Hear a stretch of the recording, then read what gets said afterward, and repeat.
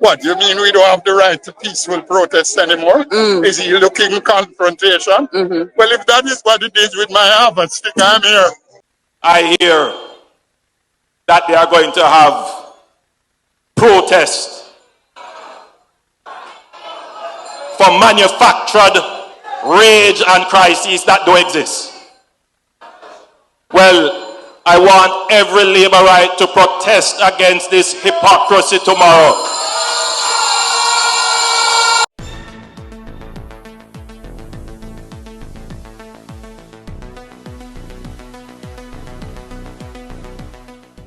Bless up, ABR family and viewers. Welcome back to the channel. It's your girl, Isabel Rose. And in this one, top neurosurgeon suspended from practicing medicine in Jamaica.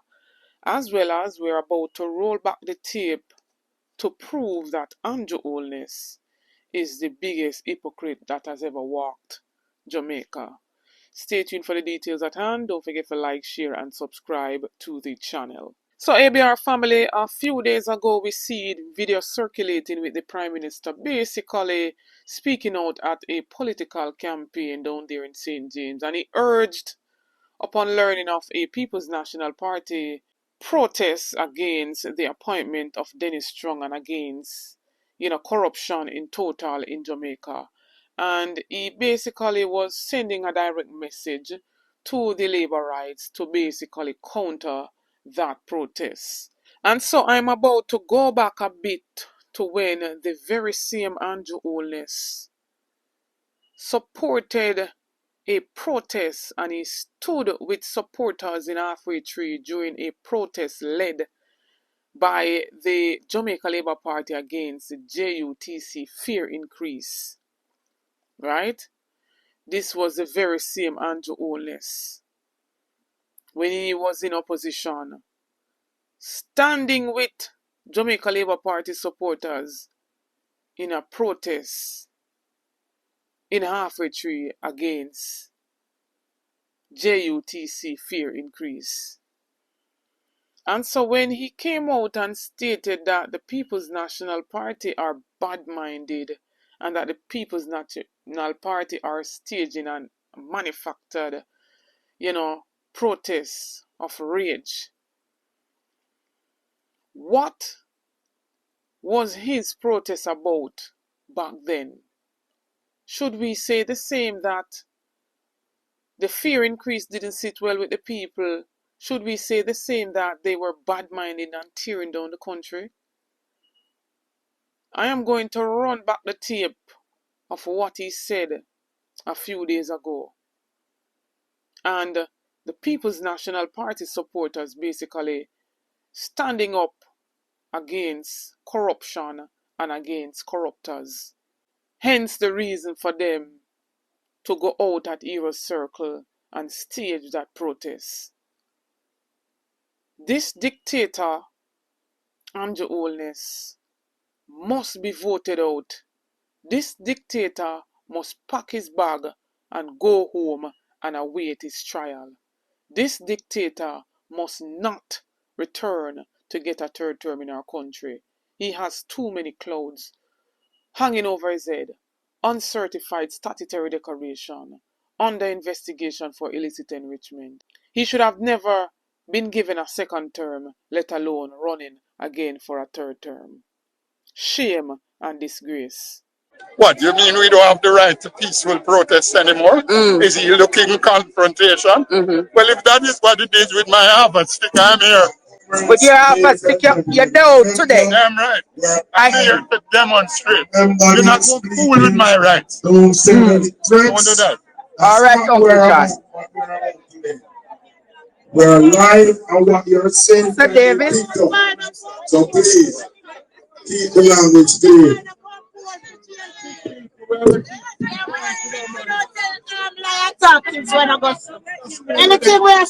Mr. Paul, well morning. Hello, sir. What you want to tell Dennis Strong this morning? Dennis just need to do what is right.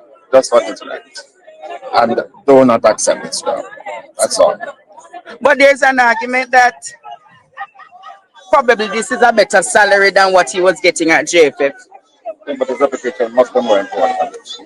His reputation. It's not worth it. It's nothing that can be worth it. What you thought of the Prime Minister's utterances last night? I think it's irresponsible.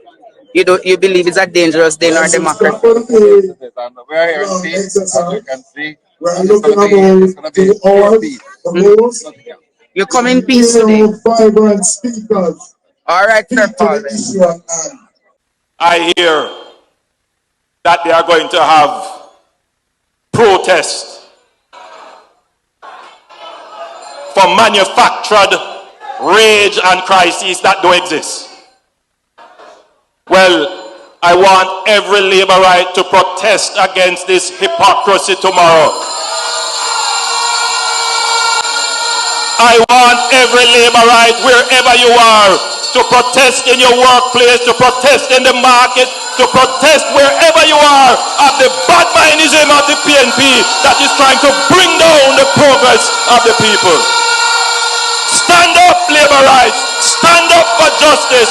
Stand up for truth. Stand up against the PNP.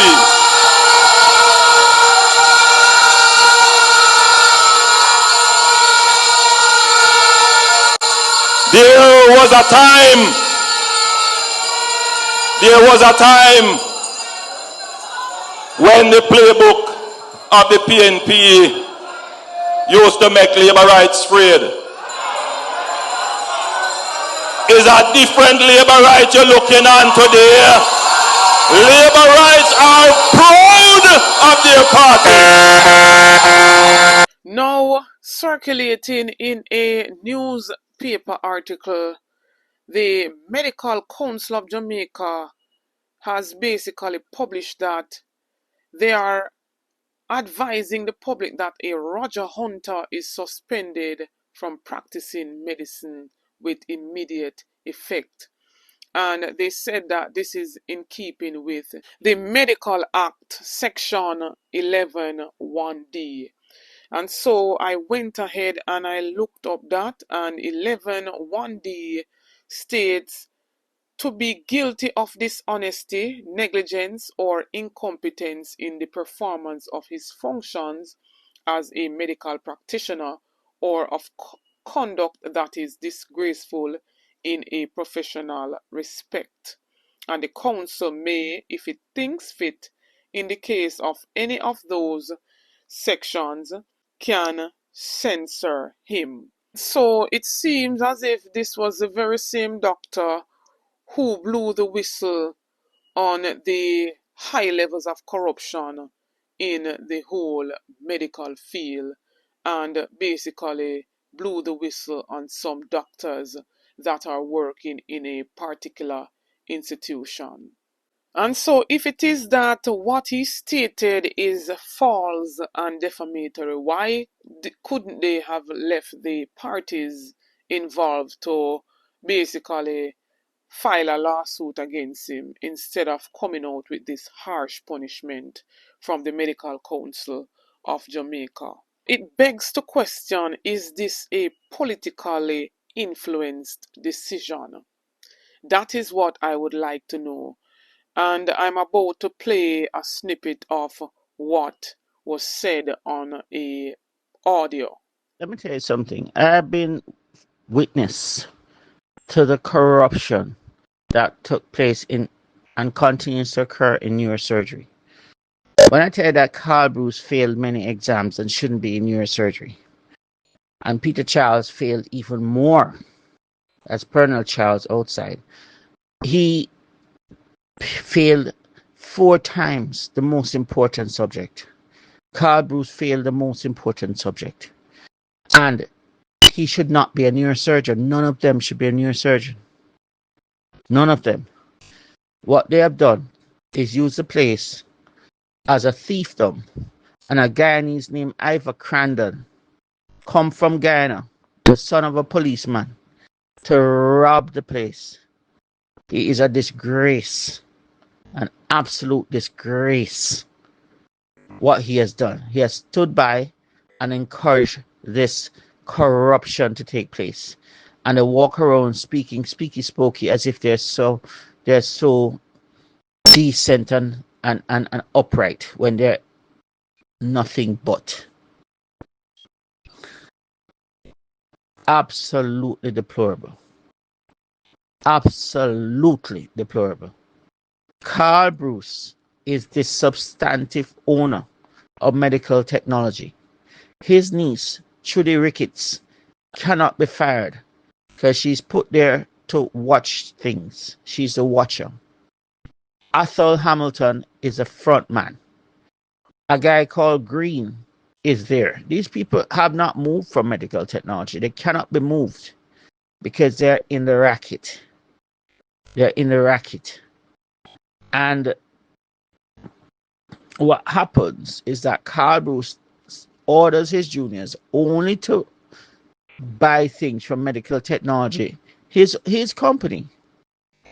But let me give you a horrific example of how terrible these people are. Say, for instance, a disc, an intervertebral disc in your neck. That's the shock absorber between the vertebral bodies. Is ruptured. What we do in England is to just drill off something called osteophytes, the bone spurs, and keep them.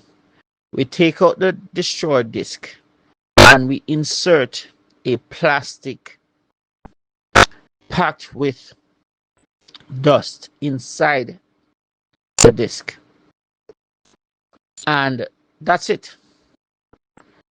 But the horrific thing what Carl Bruce does is write a prescription for a titanium plate, 4 or 6 screws, and dead American bones. Listen to me. Dead American bones. So instead of using a plastic cage, which has no risk, they use dead American bones, which has a tiny risk of passing on a slow virus, to pack into that space. So the cost jumps from $50,000 to anywhere from $250,000 to $350,000. This is dry foot, poor country boy, Carl Bruce.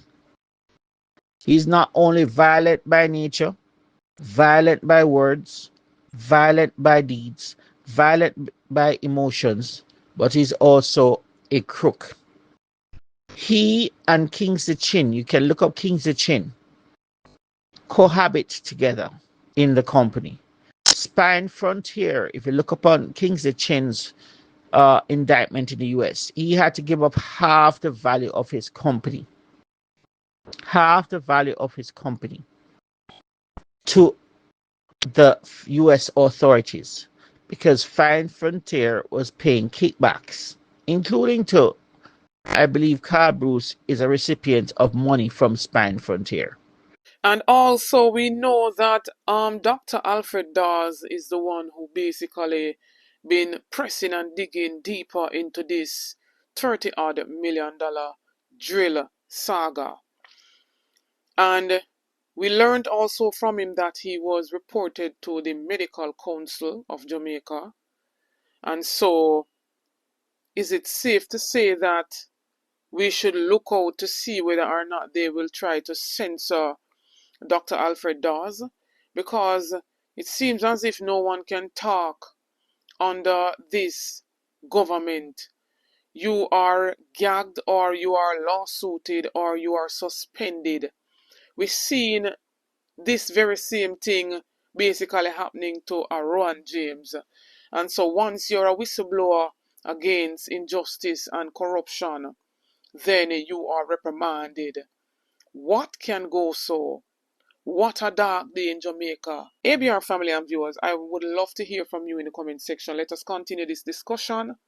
Please go ahead, like, share, and subscribe to the channel. Get this video to at least 10,000 likes. I want if it spread far and wide. Tell me what you think. Stay tuned for more videos. Stay tuned for more updates. Until next time, big up on yourself.